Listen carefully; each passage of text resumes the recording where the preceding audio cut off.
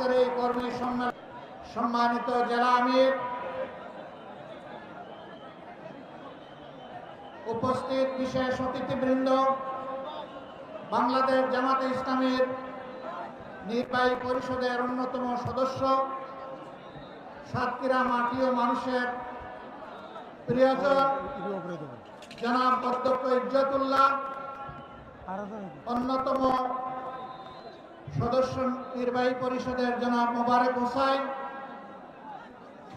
সাতক্ষীরা মাটি এবং মানুষের নেতা এবং প্রিয়জন জনাব মুহাদ্দিস আব্দুল খালিক সহ আঞ্চলিক নেতৃবৃন্দ এবং সাতক্ষীরার প্রিয় সহকর্মী ভাই ও বোনেরা, আমি জানি এই কর্মী সম্মেলন শুধু ভাইদের জন্য, কিন্তু বাসার আঙ্গিনায় আসার পথে অনেকগুলা সাদে উৎসুক বোনদেরকে আমি দেখতে পেয়েছি।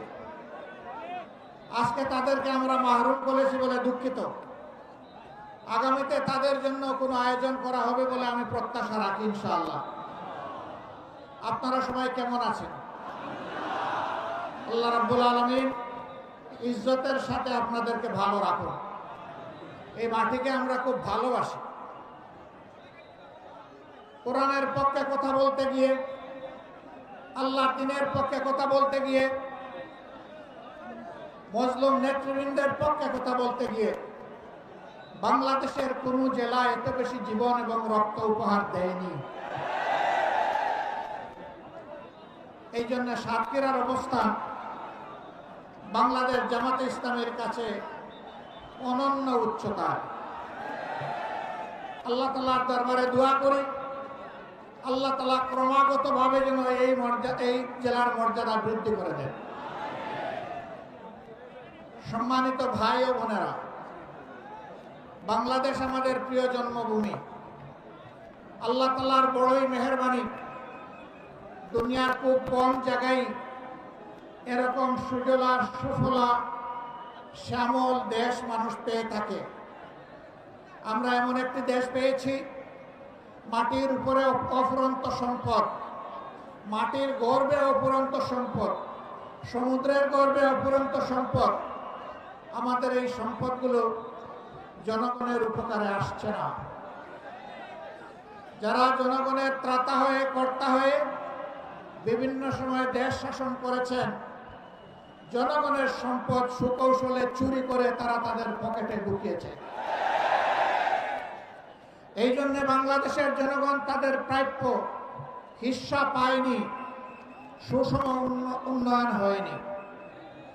15 সালের দিকে কোনো এক রমজানে আমি ঈদ উদযাপন করতে এসেছিলাম এই জেলার শহীদ পরিবারগুলোর সাথে। সকাল 9:30 থেকে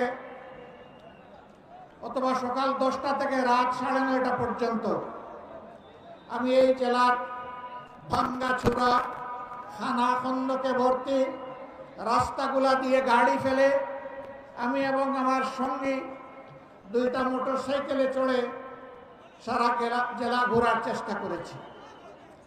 আমি লোকদেরকে জিজ্ঞেস করেছিলাম, আমরা শুনে থাকি উন্নয়নের জোয়ারে দেশ ভাসছে, সেই জোয়ারের সামান্য ছিটাফোঁটা পানি কি এখানে আসে না? বলে যে না, আসে না। কেন আসে না? বলে বর্তমান শাসক গোষ্ঠী সাতক্ষীরাকে বাংলাদেশের অংশ মনে করে না। সাতক্ষীরার উপর তারা জুলুম করেছে, সাতক্ষীরার জনগণের অধিকার দেয়নি, করেছে, পঙ্গু বানিয়েছে, ইজ্জতের উপর হাত দিয়েছে, সম্পদ লুণ্ঠন করেছে এবং মানুষকে কার্যত তারা তাদের দাসে পরিণত করেছে। কম বেশি এই চিত্র ছিল বাংলাদেশের। সবচেয়ে খারাপ অবস্থা ছিল সাতক্ষীরা। আমরা মহান আল্লাহর দরবারে দোয়া করি, শুধু আল্লাহর দ্বীনের পক্ষ নেওয়ার কারণে যদি এই জেলার এই অবস্থা হয়, আল্লাহ তুমি দুনিয়া এবং আখিরাতে এই জেলার মর্যাদা তুমি বাড়ায় দাও। প্রিয় সহকর্মী বৃন্দ, বাংলাদেশ জামাতে ইসলামী আল্লাহ এবং জনগণের কাছে প্রতিশ্রুতিবদ্ধ। যে এই জমিনে আমরা ইনসাফ কায়েম করতে চাই, আমরা দুর্নীতিমুক্ত একটি বাংলাদেশ গড়তে চাই, আমরা সুষম উন্নয়ন মানুষকে উপহার দিতে চাই। আমার জেলায় প্রধানমন্ত্রী আছে, তাই সব কিছু এইদিকে জোয়ারের পানিতে চলে আসবে, এই বাংলাদেশ আমরা দেখতে চাই না। আমরা এমন একটি বাংলাদেশ দেখতে চাই, কেউ চাইলেও তার অধিকার পাবে, না চাইলেও তার অধিকার পাবে। আমরা এমন একটি বাংলাদেশ দেখতে চাই যেই দেশে লক্ষ বেকার যুবকের মিছিল হবে না, বরঞ্চ আমাদের যুবকেরা আমাদের সম্পদে পরিণত হবে।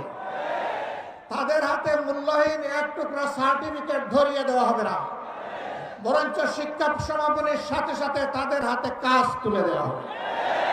এমন শিক্ষা চাই আর এমন শিক্ষিত জাতি চাই। তবে এই শিক্ষা অবশ্যই নৈতিক এবং দুনিয়াবি বা জাগতিক